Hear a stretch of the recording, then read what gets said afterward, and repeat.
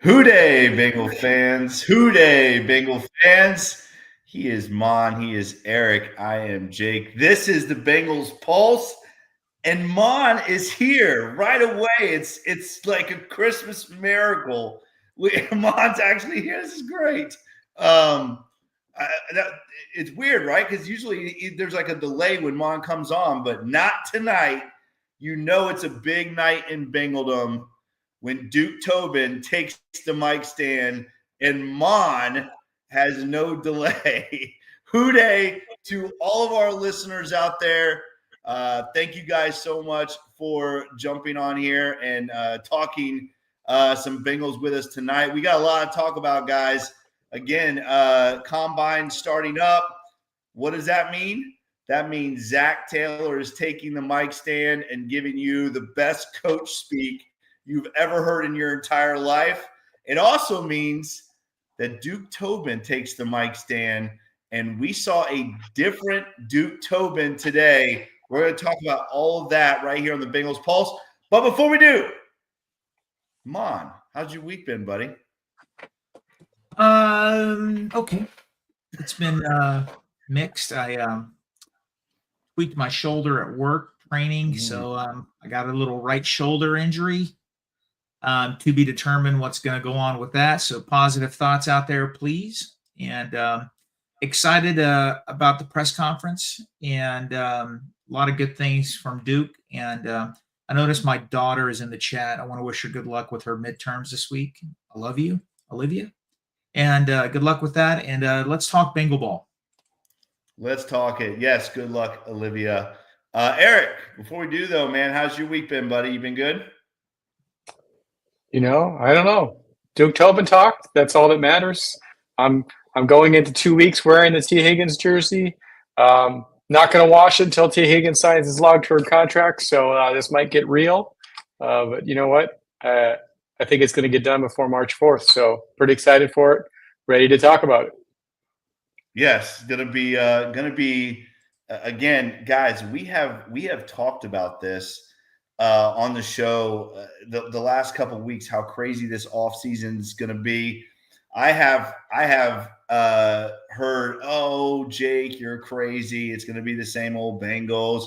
You're such a homer and blah, blah, blah, blah, blah. But maybe not so crazy is Jake, because Duke Tobin takes the stand. And guys, honestly, we were talking about this off air. I think that's the most passion I have heard from Duke Tobin in a long time, Mon. I can't remember the last time that when Duke Tobin spoke, we actually got energized a little bit and excited, right? I mean, when's the last time you remember that? Yeah, I mean, I was telling you guys off the air, I hate these press conferences. I really do, because it's just a bunch of talk. But he said it was different today with Duke Tobin. It really was. He spoke with authority. He really did. Somebody on Twitter brought up a good point. It was very similar in a weird way to Joe Burrow's press conferences. He was talking the same thing. I mean, you could sort of make the assumption that he was talking to some people in the front office, even though he is the front office. I don't know, but he said it with authority. I like that. It gave me hope. And let's talk about each one, because it's a positive thing. And Mon, rebellions are built on hope, right? Rebellions are built on hope. Yes, Eric. So it's kind of like, if you've ever been in an organization where you make all the decisions, but someone else has to write the checks. It was kind of like, I get to sign these guys, I get to negotiate, but at the end of the day, Katie's writing the check. So it was kind of like, Katie, I'm signing these deals, so you better be ready to write those checks. I had to watch it twice because there were so many great sound bites out of it. It's not often that we're excited to hear Duke Tobin actually talk about this stuff. One of the first ones and I'm going to bounce around because these were kind of all out of order, but one of the big ones that came out of it for me was, he said, we want to re-sign our guys, add to the football team, and Katie has put us in a position to attack it well. He commented on the fact that we've got the cap space, we've got the money, and we've got very little dead money. So Yeah, you touched on it, but why don't you guys give us the thoughts? It really sounds like he knows that Katie's going to write those checks. What do you think about that? Yeah, you want me to go Go first, ahead. Mon? First. Yeah. Good. Okay. Listen, I think that this front office understands that there's no hiding from this, right? There's no now that Joe Burrow has come out and spoke, and I'm saying Joe Burrow first because he was really the one that has instigated a lot of this, but it's almost like now the Bengals front office is like, listen, we can't hide behind these numbers.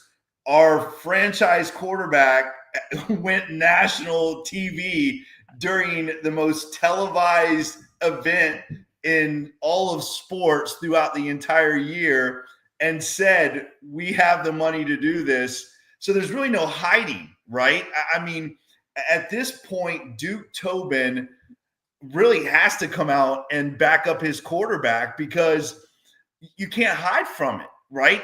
It's out there. Bengal fans know it. The media has blasted it. So at this point, it's really Duke Tobin coming out and saying, yes, I agree with what Joe said. Yes, we have this money. We have this space. And yes, we are going to get these deals done. And I do think that it was really interesting to hear them talk about that dead cap money, that it was very low and they're in good shape right now. I think they'll be in better shape after they make a couple more cuts. But I think that to me was the most interesting part about this because the Bengals hold that stuff so close. And they're so secretive about that, right, Mon? They don't talk about those things that happen behind the scenes a lot. So I thought that was really interesting that that Duke came out and talked about, their money situation. I just thought that was really interesting and was very telling on where this front office is and how they're going to attack this offseason. And I'll talk about it a little bit later when he talked about, not just bringing the same team back, but adding more to that, Mom. Yeah, I have a lot of views on the dead money thing because to me, Jake, that was the low point of his press conference, and I'll tell you why in a minute. The high point was he acknowledged they all deserve raises. They all deserve significant raises because of their play. They've earned it. I loved hearing that. He actually said Jamar Chase is going to be the highest paid player that's not a quarterback in football. He said Tee Higgins, we'd rather get a long-term deal done, not a franchise tag. He acknowledged Trey needs a big contract. But the deal with the Bengals is this. We all know it. Every Bengal fan that's on our show right now knows this. The Bengals don't like upfront money, guaranteed money year 2 and 3. So their selling point is this. We don't have dead cap space because players that sign contracts here get to see all their money because they're here for 3, 4, 5 years. They get to see every year of the contract. That's the selling point. The problem is players don't like to hear it. Players don't like that because players and their agents just don't have trust. They're like, hey, you have cut players in the past. Cincinnati, I don't think cuts as many players as others. I think, their low cap numbers are what they are. If they sign you to a big contract, there's an excellent chance you're going to see every one of those years. But the players don't like seeing that. They'd rather see the money up front. And that's what concerned me a little bit about that press conference. But like I said earlier, he was very direct. And he was very, you said it, passionate. He was very, animated about it. And I wasn't expecting that going into the press conference. I thought it would just be one of those softball question kind of thing, whatever. But I have a lot more hope. I mean, I had a lot of hope going into it. Chase was a done deal. I had Higgins at about 75%. I had Hendrickson, around that same thing. But I really think all three will be Bengals next year on multi-year contracts. I agree. Yeah. So let's just jump right into it. One of the very first questions they asked him was about T, and his comment was again very very positive and very out there. And his comment was, I think Tee is a fantastic football player and I want him on my football team. I'm going to do what I can to keep him on my team. Our preference is to do a long-term deal with Tee. So to me, that was a very big statement. He's told people before to get your own Tee Higgins.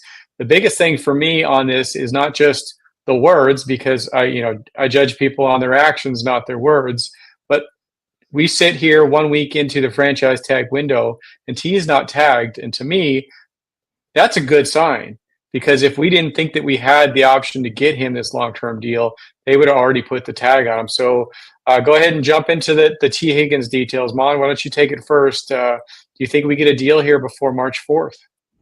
I hope we do. I really do, because if he signs the tag, there's still a very good possibility they're going to get a long-term deal done before July. Really, there is. But that tells me that the initial contract talks have been a little difficult, because I think they would much rather get it done well before March 4. All right. If it doesn't, I'm going to be a little concerned, just a little. I still think it gets done, but I'm hoping it gets done and they don't have to tag him. Let's put it that way. I think that's going to set a good tone for the other contract negotiations. And just keeping my fingers crossed, we'll find out in the next 4 or 5 days what's going to happen. Guys, free agency is the 10th, correct? 9th or the 10th. We are 10th, days the away 10th. from it. We are days away. We're going to find out then how serious this front office is for the 2025 season. Listen, I'm going to go out. I'm going to go out and say it. Tee is going to get done before March 4th. I really do believe that. And I'm going to tell you right now, if he does get tagged, which I don't think is going to happen. If he does get tagged, there's going to be a deal done within the free agent period. I don't think we're going to have to wait till July or anything like that. Duke made it very clear today that they are working on getting these guys done before free agency starts. That's March the 10th. We talked about this on the last couple episodes. I really believe, and I said this before, I think Tee Higgins is the priority right now. And I believe that because obviously he is the free agent right now. So I think that Tee Higgins gets done before Jamar and before Trey. And once Tee gets done, I think the rest of the puzzle pieces kind of fit into place. But I think Tee Higgins is going to get done before March 4th. You heard Duke Tobin talk about they don't want this lingering into free agency. They want to get this done now. And again, I'm with you, Eric. I agree 110%. There's been no tag in week 1. That is a very good sign, Bengal fans. I'm telling you, that is a very good sign that these negotiations are going better than what you would expect, I think. And I'm going to be honest with you. I've said it all along. Tee Higgins is going to be a Bengal for years and years to come, and it is going to get done before March 4th. Now, Eric is going to sell the fact that he bought this jersey and it made it all happen, but I think he's going to steal Duke Tobin's thunder. But I'm going to tell you that I think all along the Bengals' plan was to get Tee long term. I don't think there was ever any hesitation from this organization. I think everybody listened to all this outside noise, and that's all it was noise, because it wasn't coming from Tee. It wasn't coming from the Bengals. It was coming from all these other media outlets that want to make this big story about the Bengals don't pay their players and blah, blah, blah, blah, blah. And Tee Higgins is going to get all this crazy money somewhere else. But it was never going to happen. Tee Higgins was never leaving Cincinnati. They love him, and he loves Cincy. I would argue that it wasn't going to happen all along. If we're talking all along since last year, I would argue that going into and maybe even to the middle of the season that the Bengals were resigned that this was the last year. Maybe they would tag and trade him again. But I think it really the switch really flipped when Joe put them on the spot and said that we need Tee Higgins. Tee Higgins is a need. The Bengals were resigned to a tag and trade this year, and it wasn't until Joe put them on the spot and everybody said, oh, crap. And then I don't know if afterwards or beforehand, Joe had a conversation with Jamar and Tee goes and changes agents. Those dominoes, whatever happened behind the scenes, that's what flipped the switch. One, Joe said, you got to give me Tee. Tee changes agents, and then the Bengals are like, oh, crap, we can actually get this done. I think that it switched. I think that was early December, December 11th. December 11th. December 9th was the Cowboys game. That's when the switch flipped. Whatever happened before then or after then, that's when it switched, and that's what we can go back and thanks Tee for. To comment on one thing, the big thing that I got out of Duke was he said, we want to sign our guys. We're going to sign our guys early so we know what we have to spend. That was huge to me. That was confidence that we're going to get this done, and we're going to get it done so that we know what we have left in the budget to go get other guys. The other big thing, and we'll transition this, and Mon touched on it, he came straight out and said, Jamar will be our priority. He's going to end up being the number one paid non-QB in the league. We're there. Let's get it done. I mean, it was huge. It's just not often that a GM says, yeah, we know this guy's going to be the highest paid at his position. He did make a comment that, kind of alluded to Tee being the priority because both Jamar and Trey are under contract. But what are you guys' thoughts on the confidence that this statement comes out with? And does it put Katie a little pressure on Katie?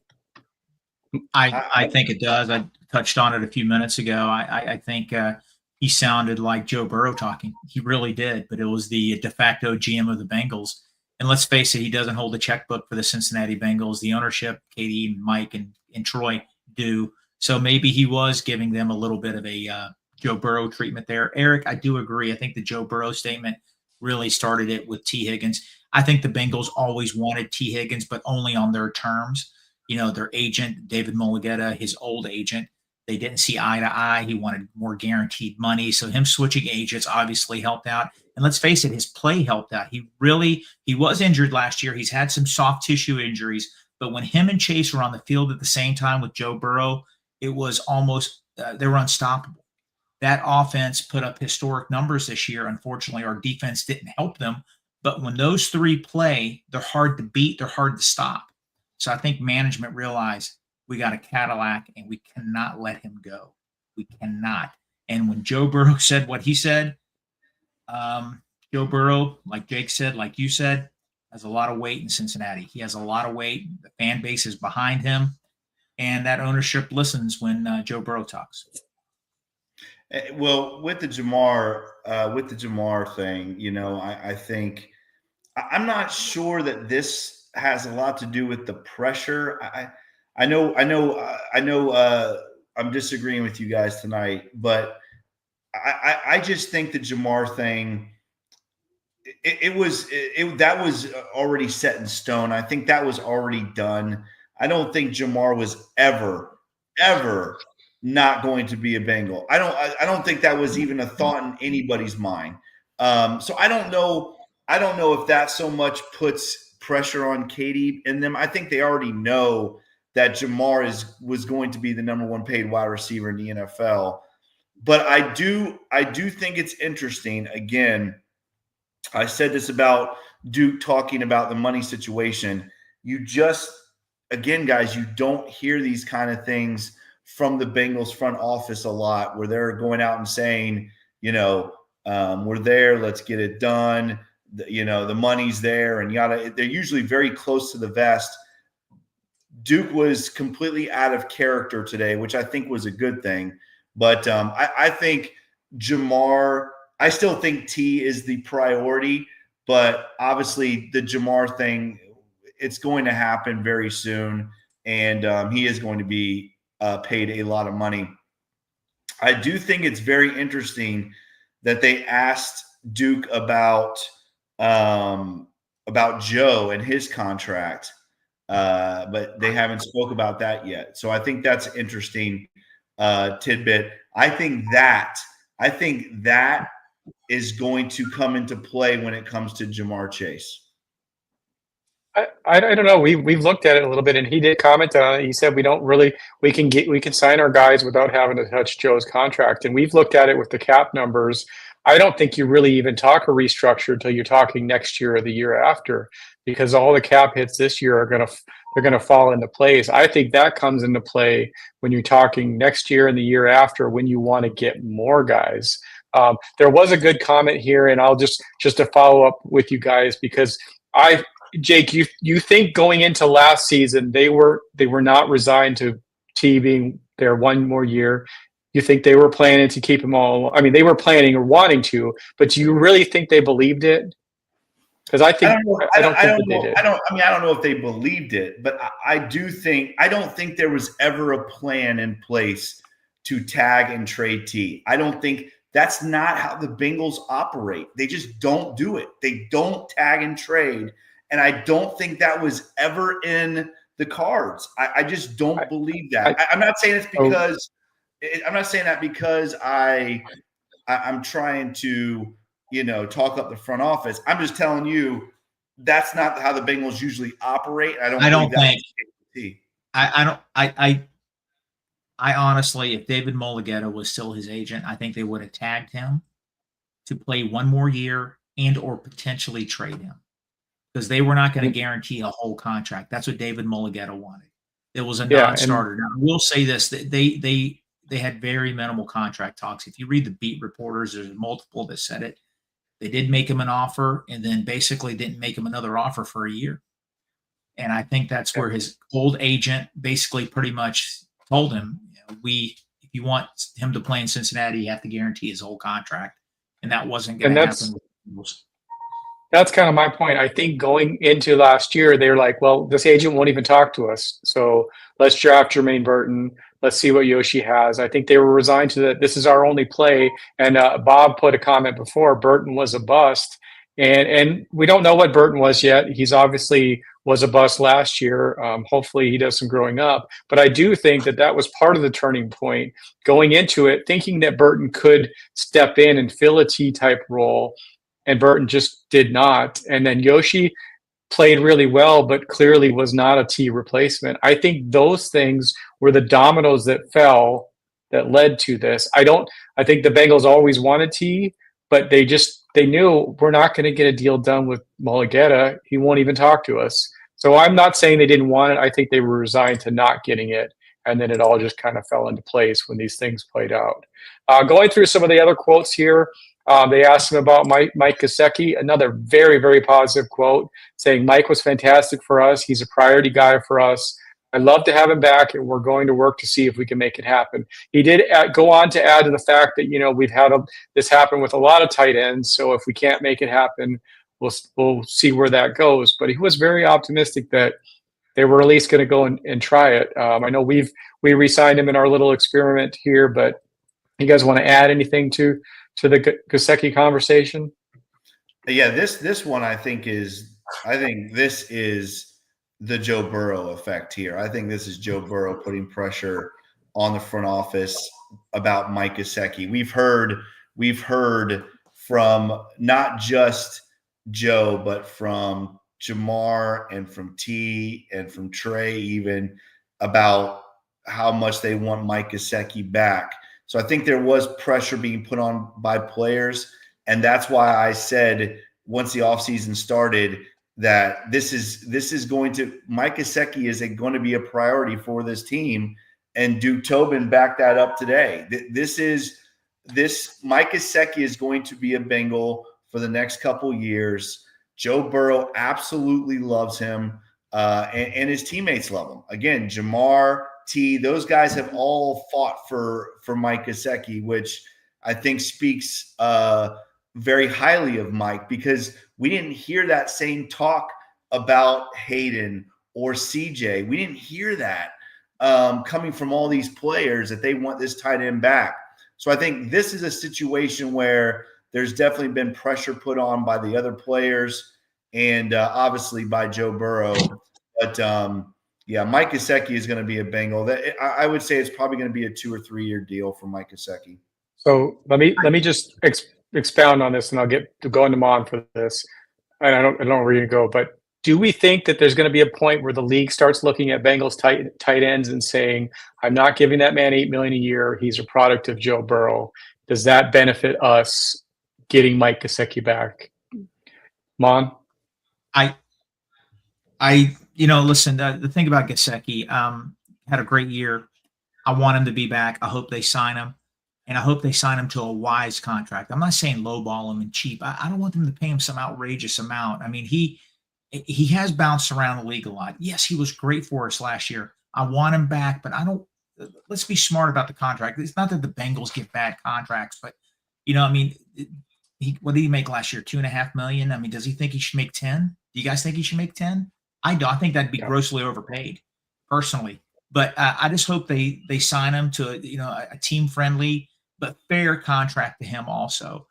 Has he been the best tight end that Joe Burrow's had? Absolutely. But guys, I don't consider him a tight end. He's just a big wide receiver. He doesn't give you nothing in the blocking game. He's just another wide receiver. And so I mean, to me, I mean, yeah, I know technically he's classified as a tight end. He's not really a tight end. I want to circle back to one thing. I didn't get to talk about Duke Tobin. I love the fact that he did mention that he's looking at other positions of need, not just the big three. He acknowledges there's holes in this roster, and they have to look at adding significant players at other positions. I loved hearing that because we do need that, and we all know it. We need it, and for him to basically come out and say that, and I think he was asked, but he really emphasized that. That to me was one of the best points of his whole press conference. Yeah. And he even commented on the draft saying that we'll move up if we need to, we'll move down if we need to. Before we move on, we'll circle back. Brucey B with a super chat. Thank you, Bruce. Was Burton worth the risk? You guys, do you think he was worth the risk? And can that roulette spin still pay off? Sorry, my light keeps going out here. I think it's hard to say right now if he's worth the risk. I think that, I will say this again. We talked about this, Mon. We both said that the Bengals are not going to give up on this guy after 1 year. Mon and I talked about that before a couple times on the show. You heard it from Duke. They are not giving up on this guy, but he's basically said Burton's got to want this more than everyone else got to want it for him. So I don't know, Brucey B, if I would say he was worth the. I mean, a third round pick. I wouldn't say it was a waste because he's going through some things and he's going through some growing. Remember, Tyler Boyd. People wanted to get rid of Tyler Boyd after the first year. Yes, I think he is right now. I think he is worth the risk. Why? Because I'll tell you why. Yoshi, Jamar, and T. That's why Burton is worth the risk, because the Bengals have the opportunity to develop this guy and fix his character issues. Yeah, I was very excited about the pick. I really was. I was really excited about it. And because the guy has a lot of talent, and the draft profiles, everybody out there, they did mention the risk reward, towards Jermaine Burton. I thought it was worth it because the upside was so big. Yes, things don't look good this offseason. They don't, but like Jake said, they got to give him a shot. Let's see how he, handles this offseason. Let's see how he handles training camp. He's on a short leash. They don't want distractions this year. They don't want any distractions. They don't want contract distractions. They don't want anything to disrupt this locker room. And if he F's up, he's gone. I really think so. But I think they're going to do everything in their power to help him. And he's immensely talented. He really is. If he can come in and piece it together, he's going to make the Cincinnati Bengals, that offense, even more dangerous. So fingers crossed that things work out for him. I think it was worth the risk. Thank you. I was just going to say really quick, again, guys, without him, we might have the best receiving core in the NFL. We really do, I think. So this is not a situation where you're like, okay, this guy's he has got to make an impact right now. Would it be nice if he did? Yes, it would be nice if he did. Is it worth taking another year on him? Yes, it is 100%, because if he works out and you add him to that mix, good Lord, the Bengals are unstoppable. So to me, I'm a big picture guy. Sometimes you got to fail to get to the ultimate success. Mon has talked about this quite a bit. The Bengals like to try and replace their players 1 year before they leave. If Jermaine Burton never plays another down for the Cincinnati Bengals, and the only addition he did to this team was to make them see that they can't replace T, he was worth the 3rd overall pick. Let him go. Give us Tee Higgins for 4 more years, and thank you, Jermaine. I wish you the best. Absolutely worth it in my book. Bring me some more T. Now, if he grows up and listens to these guys and listens to Joe Burrow, we could be unstoppable. Put him out there, throw the deep balls to him. He runs good routes when he's engaged. You know, we give Pickens so much trouble for the Steelers because he's a head case. You know, if we got Jermaine Burton being like that, we got to get a sports psychologist out there to get him engaged in the game and get him dialed in. If he's dialed in, we win a couple of those games. There are a couple of those deep shots on 3rd and 1. He didn't look like he was going out. So, you know, it could be the best receiving core out there. With that being said, let's move on to some of these other quotes. We're getting to our time that we were hoping to, but definitely a lot of good comments from Duke. The one on the draft, and I think Mon talked it a little bit, but talking about how they rate their draft. And I swear Duke is just watching the Bengals Pulse and the Cincinnati Network this offseason, because he said we rank our board, 1 through 100, and we're not going to reach. We're going to take the best guy. Obviously, we're not going to take a quarterback, but the best guy on the board is, if there's guys that are equal, we'll take somebody that's fits our need. But otherwise, we're going to take the best guys. We'll move up if we need, or we'll move down if we need. I was really encouraged because that doesn't seem to be the Bengals draft strategy in the past. What were your guys' thoughts on that? Mon, why don't you go first? Yeah, I noticed that too. You said something earlier in the show. I think, you were mentioning, you didn't use Marvin Lewis, but Marvin Lewis would say it. I see better than I hear. And he said a lot of things today that were great. They really were. He acknowledged that they disappointed. He knows the fans are disappointed. They're disappointed and they want to do something about it.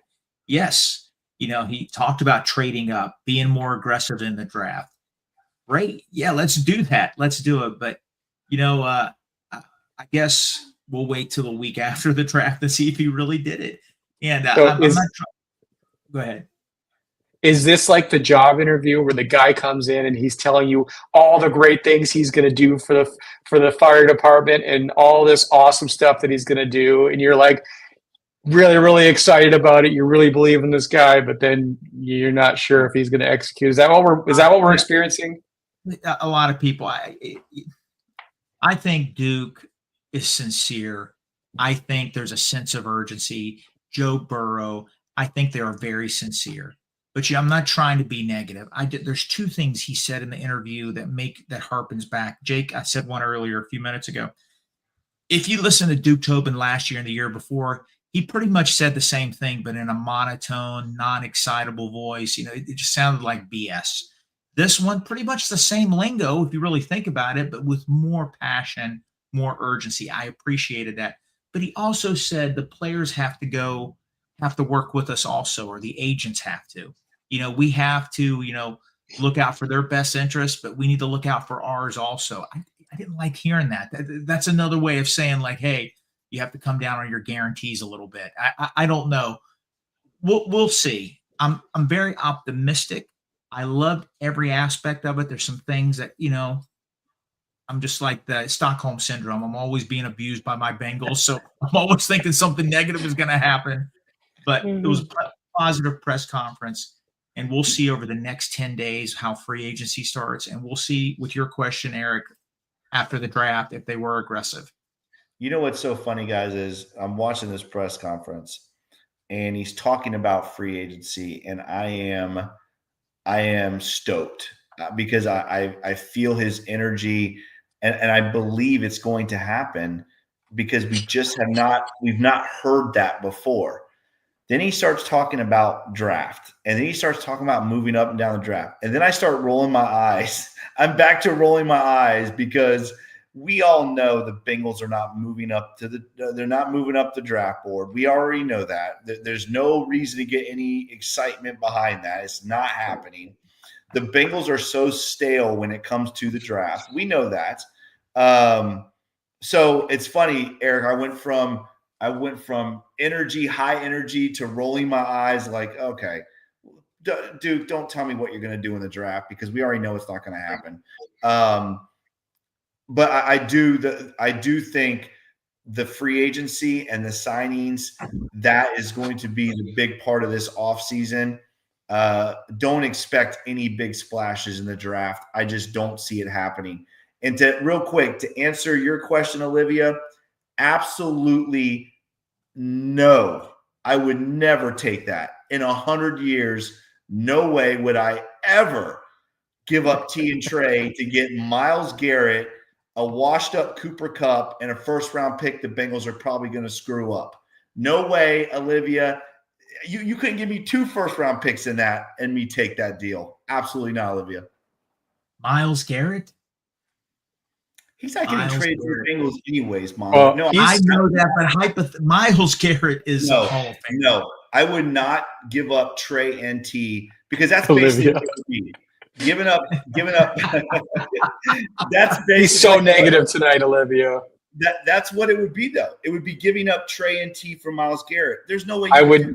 There was no way. Would you give up? Would you give up Trey for Myles Garrett? Straight up.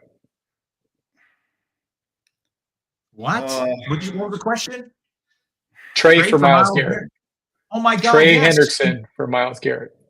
Yes, probably that. I would probably do that. So but I know we're all focused on Bengals news, but I did see press conference from the Browns. They said that Myles Garrett is off the table.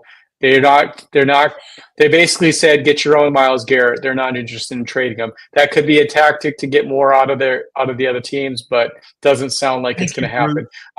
Thank you, Bruce. Somebody did remind. Let's remind Jake.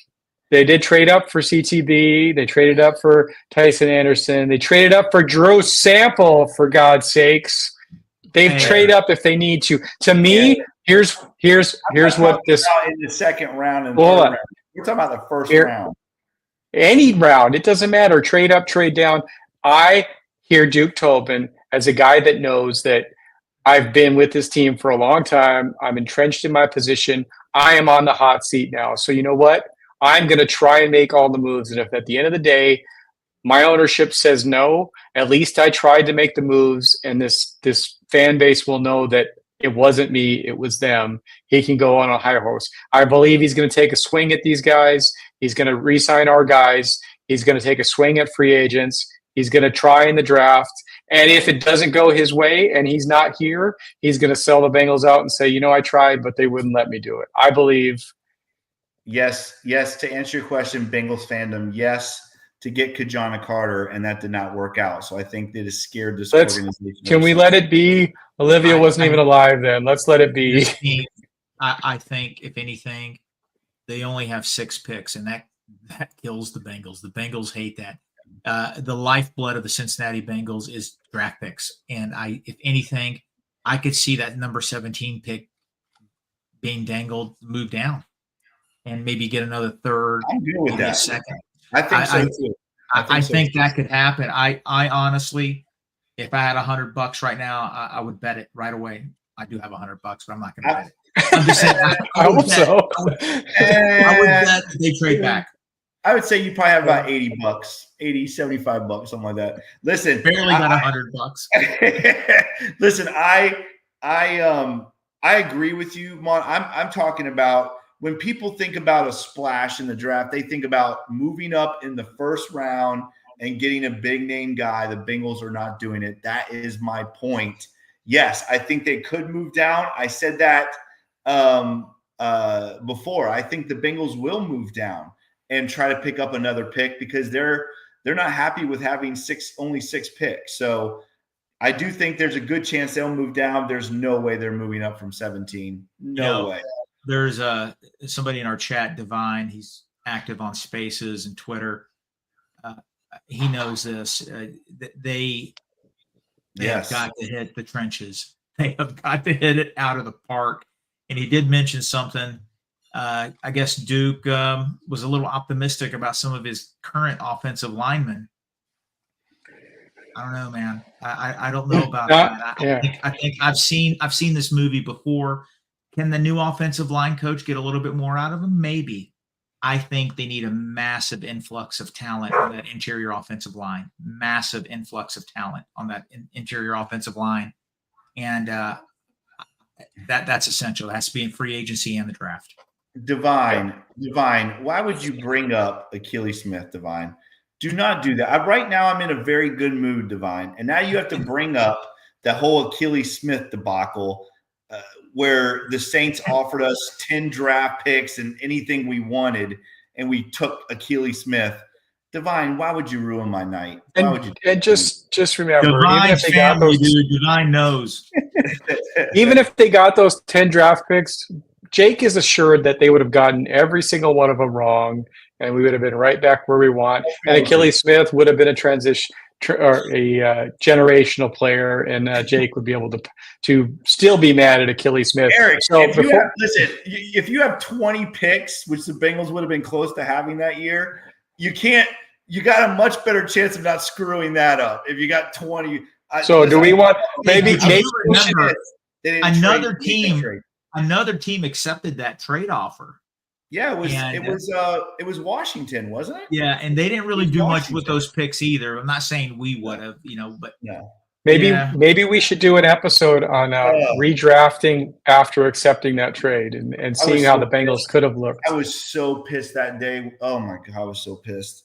I could not believe they took Achilles. I bet you were. No. I bet that revisionist history. I bet Jake ran out and bought an 11 jersey. That is your favorite number, right? Listen, I did not. I won a contest, and I never owned an Achilles Smith jersey. There's a local radio station in Orlando, Florida, that had a draft party in Orlando. I was the Bengals representative. They interviewed me and like 3 other Bengal fans. And they go, hey, man, this guy's a real Bengal fan. So they called me. They go, hey, you got free food, free whatever. They fed me. And I went to Orlando, 540 the team, Jake. You know that place. Yeah, I used to work for 540. Yeah, 540 the shot doctor and all those guys. And I got the Bengals pick. I go, Achilles Smith. They go, hey, whatever. And that was my claim to fame then. So I used to love that. We used to, when I worked there, when I worked at 540 the team, we used to do that every year. And man, I mean, we would have so many people come to that. And I remember I actually participated in it. And I participated in the Chris Perry, talk about trading down. Remember when the Bengals traded down, took Chris Perry? Oh God, why are we talking about the draft? I do not want to talk about Bengal drafts anymore. All right. That was great. No. I will say this, and let's go back real quick to this. What's coming up here? If we want to get better in the trenches, especially on the defensive side, this is the draft to do it. This defensive tackle, defensive end draft is lights out. If the Bengals want to get somebody to compete and help out with Trey Hendrickson on the other side, this is the draft to do it. If you want to get a space eater, somebody to take over DJ Reader, this is the draft to do it, and they have to. Yeah, I agree. All right, but before we get out of here, there was another press conference today. We talked about it before we came on air. Mon will elaborate on it, but a lot of coach speak.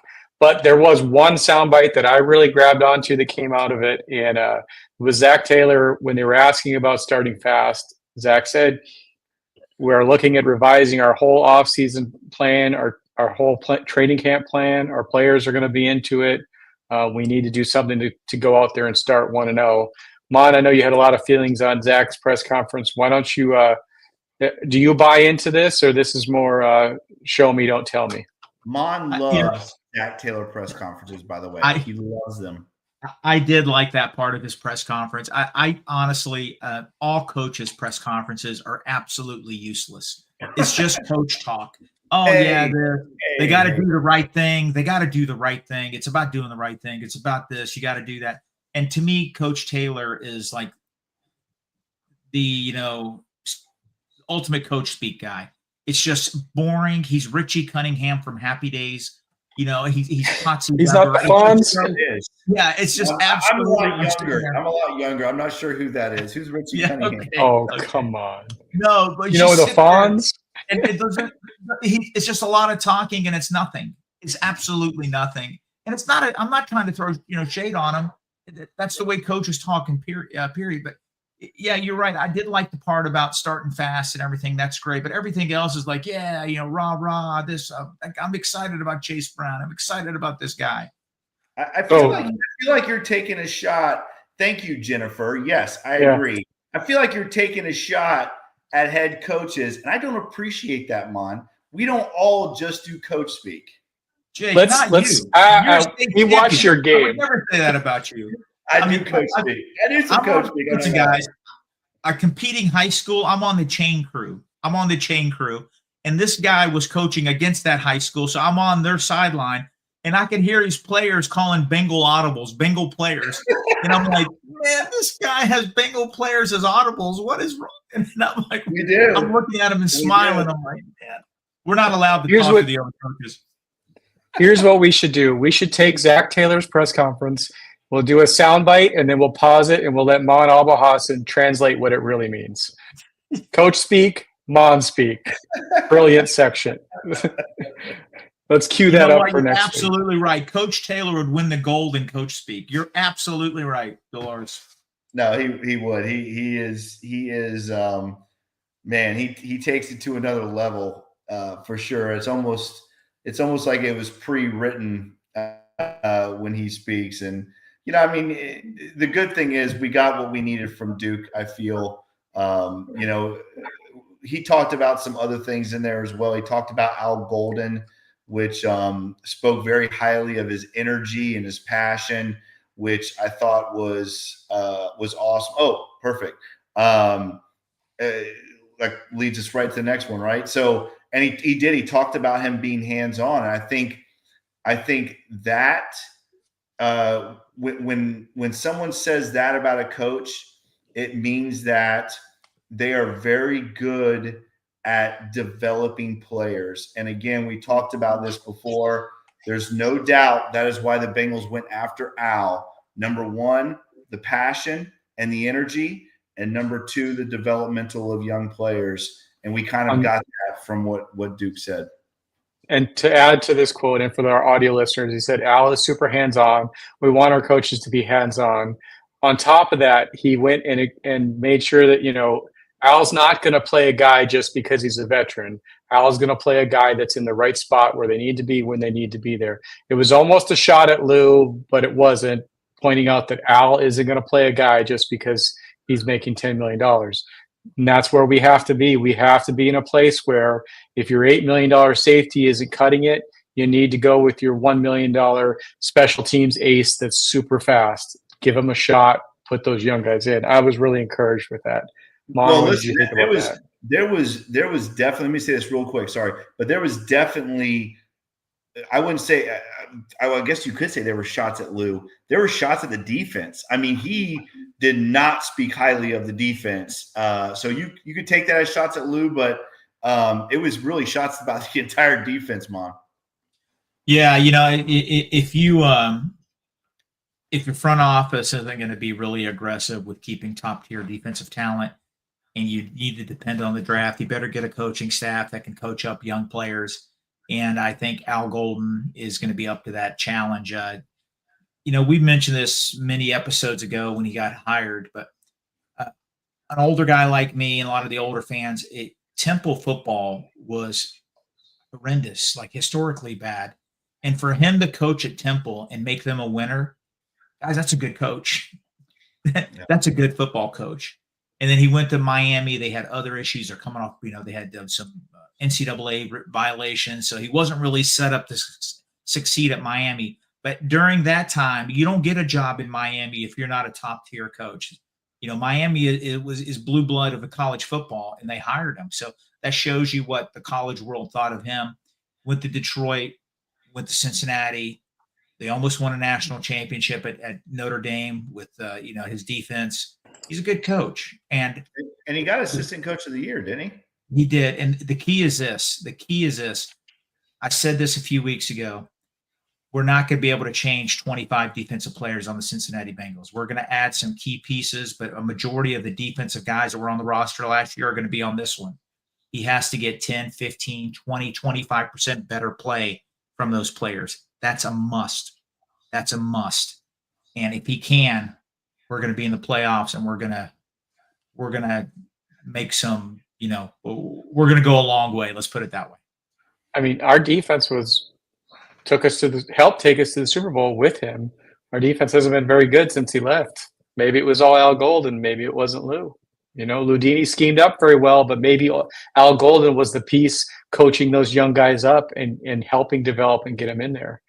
Could be. Well, we talked about Al basically got Logan and Jermaine paid. Like, he got those guys paid.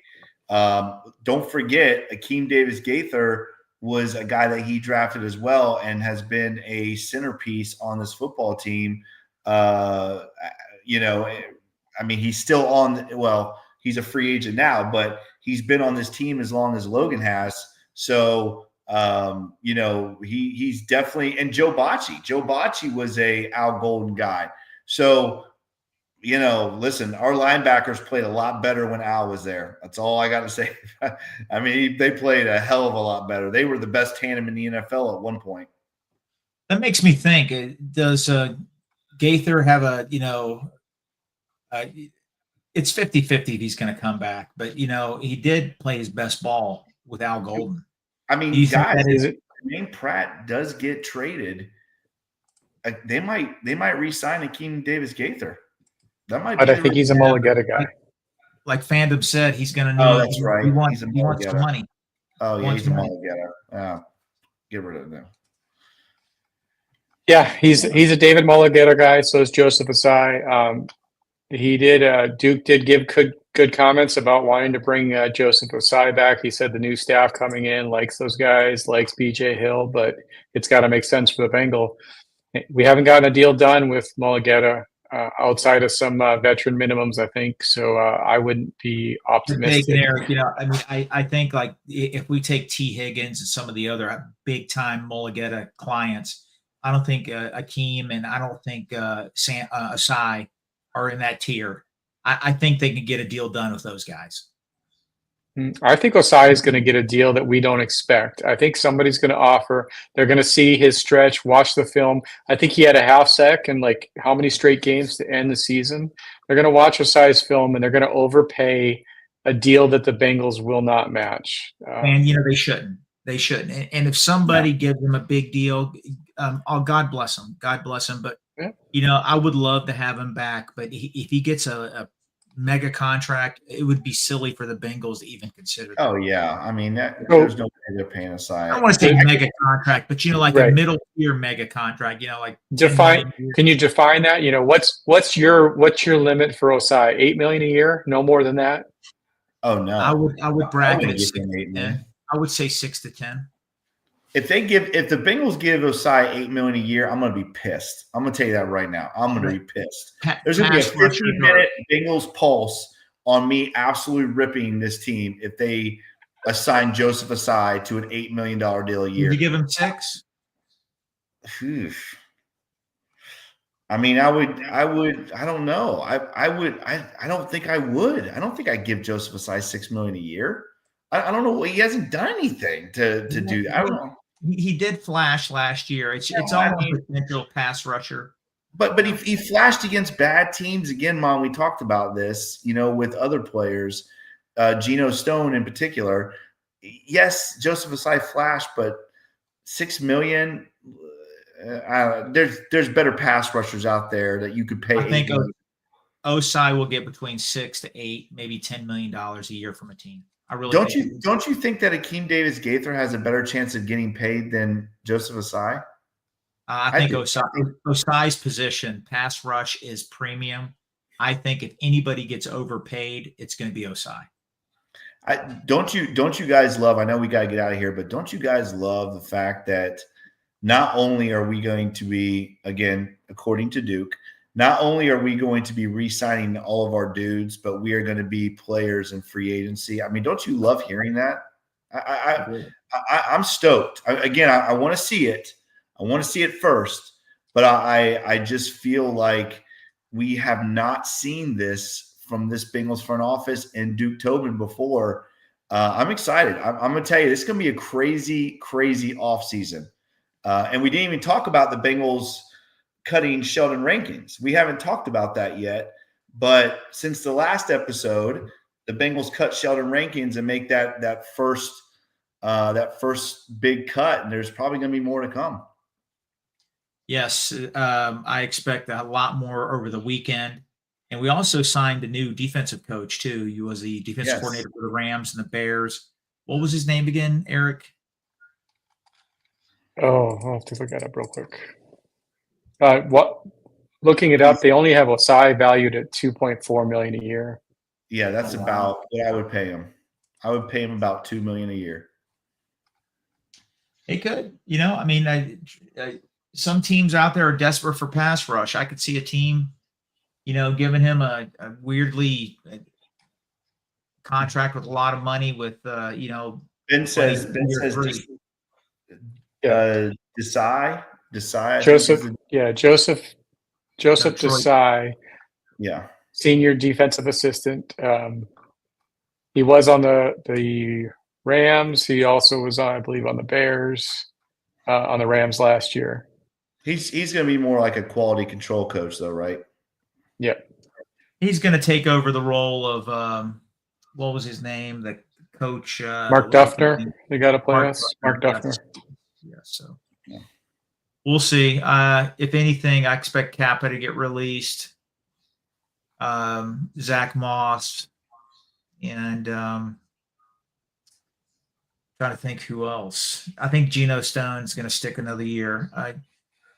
I know we have to leave, guys, but I'm really concerned about our safety play. I think we need to do something about it. I'm not as high on Geno Stone as others, but I hope. Well, he did talk about Zach Moss a little bit. He said they don't know the extent of his neck injury, but I think Zach Moss is going to be he's going to be a cap casualty. I think he's going to be cut, and they'll probably do some kind of medical.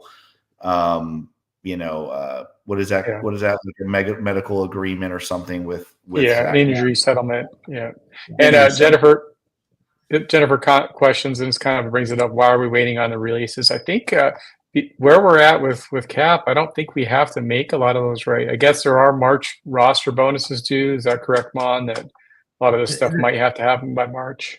Some of the bonuses are due like the 3 days into the league year. So trust me, if a guy has $1 million bonus coming up, they're going to let him go. I think the classy thing to do, though, is let the guy go. If Alex Kappa potentially isn't going to be in your plans, let the guy go and let him get on with another team. I think that's the right thing to do, because teams realize that, like, hey, man, the Bengals treat their players right. There's going to be some cuts coming up, and I expect a couple big signings. It's going to be a very active 10 days. The next 10 days are going to be huge. We could be on 3 times, guys. I'm telling you, it's going to be a lot of news coming out, and I'm excited. Sure. We'll see how it shakes out. I want this team to be a Super Bowl champion. Yeah, absolutely. And again, you heard it. The Bengals Pulse is going to be here. We're going to be here with you guys throughout these next 10 days. Eric, did you want to say something? We want to take a swing Thursday night on finishing our free agency salary cap predictions. We kind of left everybody hanging with a lot of news that broke afterwards.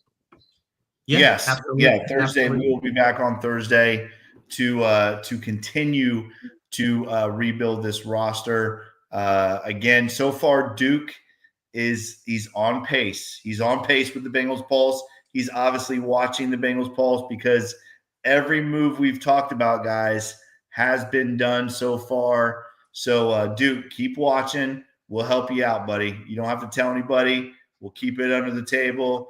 You just watch the Bengals Pulse, and we'll help you out. But we will be here, guys, with you again on Thursday. So make sure you check us out on Thursday. And again, anytime news breaks, the Bengals Pulse will be right here to talk about it. Thank you guys so much for joining us tonight. You guys are awesome. We love you. We appreciate you.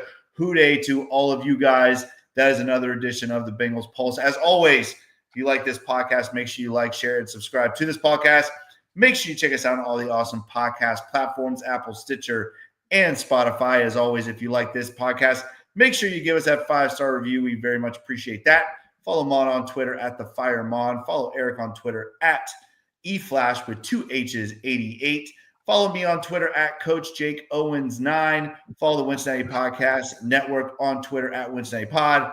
And as always, guys, follow the Bengals Pulse on Twitter at Bengals_Pulse9 on Instagram. The same without the at Bengals_Pulse9. And as always, guys, check out all the awesome podcasts right here on the Cincinnati Podcast Network. We will be back here on Thursday to talk more about this roster. So make sure you join us then. He is Mon. He is Eric. I am Jake. This is the Bengals Pulse. Hooday, Bengal fans. We'll see you Thursday. Guys.